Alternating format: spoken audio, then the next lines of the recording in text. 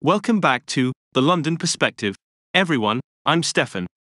Today, we're going to be talking about a recent news article about Joel Embiid and his comments about not starting in this year's All-Star game. Now, I'm a big basketball fan, and I know many of you are too, so I'm excited to dive into this topic with you all.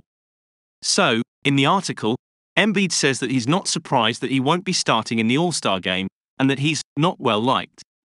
Now, I know that Embiid is known for his trash talking and trolling on social media, but I have to say, I find it hard to believe that he's not well liked. I mean, just look at the way the crowd reacted to his game-winning shot against the Nuggets. But, on the other hand, Embiid does make a good point about how it's all about winning. And, if we're being honest, the Sixers have been winning a lot lately. They're currently in the top spot in the Eastern Conference, and Embiid has been a big part of that. So, I can understand why he's focusing on that, rather than whether or not he's starting in the All-Star game. And, speaking of winning, I think it's worth noting that Embiid seems to relish the role of being a closer in games. He talks about how he loves taking the last shots and playing in clutch situations.